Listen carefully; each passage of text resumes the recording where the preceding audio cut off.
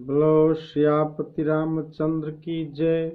आनंद कंद भगवान की जय। संकट मोचन हनुमान जी महाराज की जय। हर हर महादेव की जय। आज मैं एकादशी व्रत की महिमा के बारे में कुछ प्रकाश डालना चाहता हूं, जिससे जन कल्याण हो सके। लोग करते हैं लेकिन विश्वास और श्रद्धा के साथ नहीं करते। उसी के संबंध में कुछ मैं आपको एकादशी व्रत के संबंध में व्यक्त करना चाह रहा हूं। वो है क्या? एक बार की बात है कि ज्योतिष पीठ के मठाधीश शंकराचार्य जी महाराज काशी पधारे। तो संजोग से उस दिन एकादशी की तिथि थी। तो वे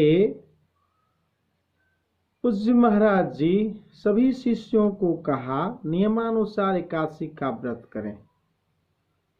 तो जहाँ एकादशी के दिन उपवास करना चाहिए, वही एकादशी के दिन अन्न का सेवन महावर्जित है।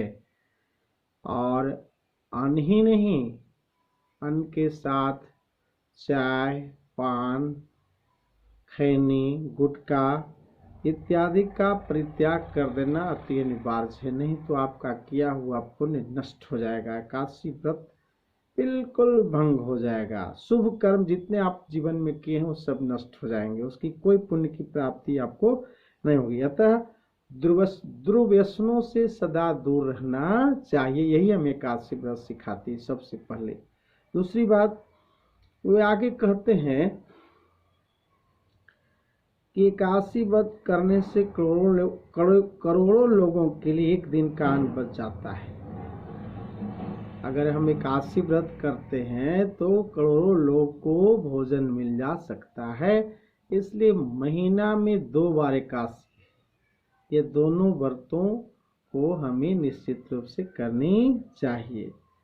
तो इसमें क्या होता है, जिस दिन एकादशी होती है हमको उपवास करना चाहिए और दिन के तीसरी पहर में कुछ फलाहार, भगवान विष्णु की पूजा, भगवान विष्णु का भजन, सुमिरन, नाम जप, यज्ञ, हवन, गंगा स्नान, कथा, कीर्तन इत्यादि करना चाहिए। सादगी पूर्ण जीवन बिताना चाहिए। गो सेवा आदि करना हमारा परम धर्म हो जाता है।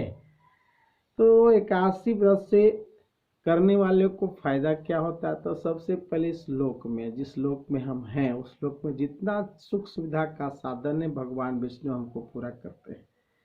दूसरे में जब यहाँ से जाने की बात होती है, यम त्रास का भय नहीं रहता है। सब प्रकार से सुरक्षित एकदम भगवान विष्णु को लोक मिलता है। यह मान्यता है, यह बिल्कुल सत्य है।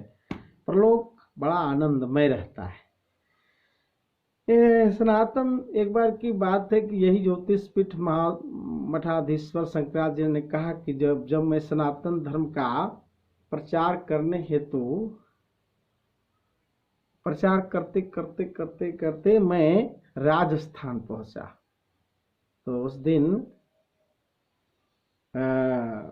एकादशी का व्रत था, दैव जोग उस दिन एकादशी का व्रत था।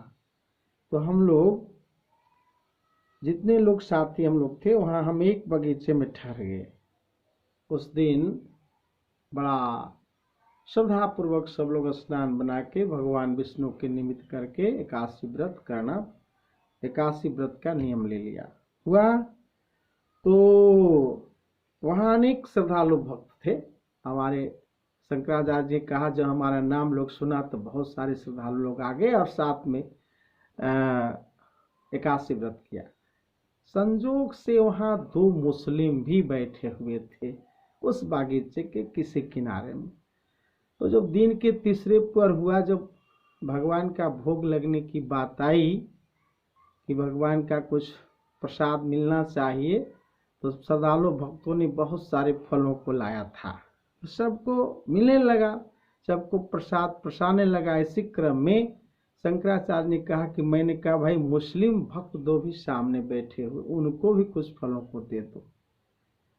तो पहले तो लोग दोनों मुस्लिम भक्त बड़ा प्रेम से श्रद्धा से महाराज जी का, शंकराचार्य जी महोदय का अभिवादन किया और बेचारा एक और बैठ गया। हाँ, तो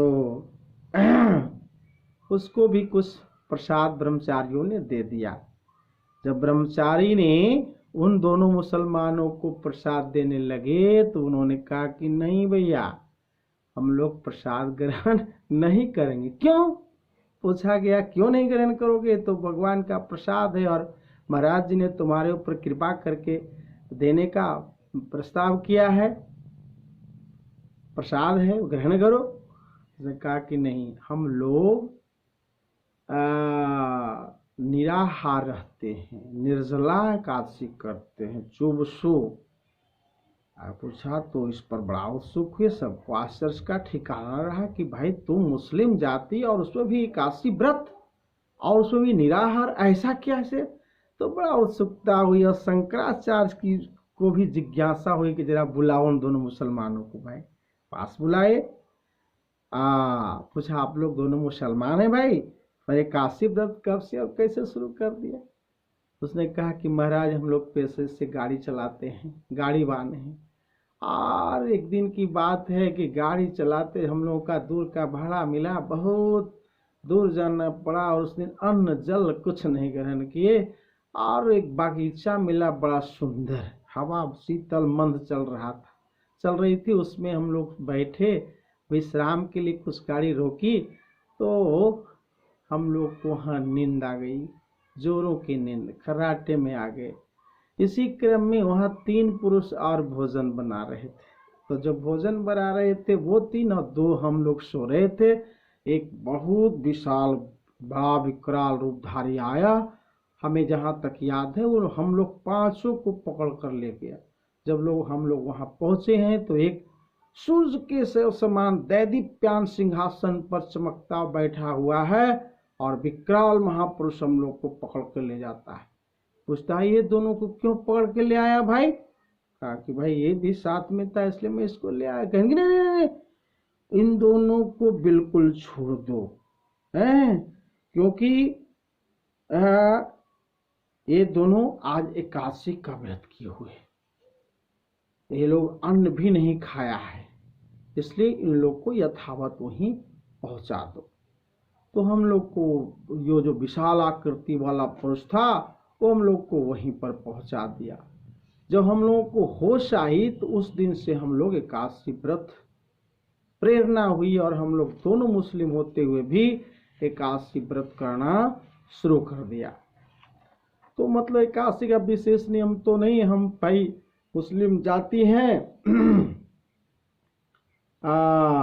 वो अपने प्रतिदिन यही नियम बना, हिंदू ब्राह्मणों से पूछा करते थे कि भाई किस दिन एकादशी है, उसके पहले एक दिन नहीं खाते, नियम पूर्वक भोजन करते थे और अगले दिन एकादशी करते थे। तो वे दोनों अपना कथा को आगे बढ़ाते हुए परलोक की घटित घटना को सुनाया।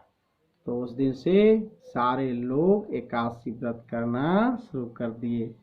तो भाई भीमसेनी एकादशी इसी को भी कहा जाता है कि जो निराहार रह के करते हैं। इसलिए हम लोग बिना कुछ सोचे समझे पूरे जीवन निराहार एकादशी व्रत करने का संकल्प लिया है। तो भाई मुसलमान भाई जो एकादशी व्रत करते हैं तो हम हिंदू को तो सनातन धर्मावलंबी को तो करना पुनित कर्तव्य, अगर नहीं करेंगे तो आपको यम यातना भोगनी पड़ेगी और जिंदगी में कभी सुख मिलेगी भी तो वास्तविक सुख शांति नहीं मिलेगी। इसलिए मेरी प्रार्थना है कि सब लोग एकादशी व्रत अवश्य करें, कम से कम उस दिन अन्न ग्रहण न करें। अगर अन्न भी करते हैं ग्रहण नहीं, आपके साथ लाचारी है या जी लोलुप है तो रोटी खाएं, चावल कम से कम वर्जित है। जैसे नदियों में गंगा श्रेष्ठ है, वैसे जितने भी पृथ्वी पर व्रत तीर्थ हैं सब में एकादशी व्रत ही महान है, पवित्र है। एकादशी व्रत करने वाले को सभी देवता प्रसन्न हो जाते हैं, विशिष्ट कृपा प्राप्त होती है। भगवान विष्णु का विशिष्ट और बहुत पुण्य प्राप्त कराने वाला एकादशी व्रत है। इस श्लोक में हमें ऐसा व्रत, इस व्रत को करने से इस श्लोक में हमें धन, दौलत, धान्य, पुत्र पौत्रादि, मान सम्मान और अंत में भगवान का धाम प्राप्त होता है। इस प्रकार हमें भगवान विष्णु का पूजन करना चाहिए, भगवान विष्णु के निमित्त एकादशी व्रत धारण करना चाहिए और द्वादशी को उनको निमित्त ही सीधे रूप में दान देना चाहिए। इस व्रत के करने वाले से भगवान विष्णु और उनकी भार्या महालक्ष्मी जी सहित परम प्रसन्न हो जाते हैं उस महापुरुष पर जो एकादशी व्रत करते हैं। तो हमें सहज ही इस बात को समझना चाहिए और स्त्री पुरुष बच्चे सहित एकादशी व्रत का पालन करना चाहिए। बोलो सियापति रामचंद्र की जय, आनंद कंद भगवान की जय, भगवान विष्णु की जय, मैया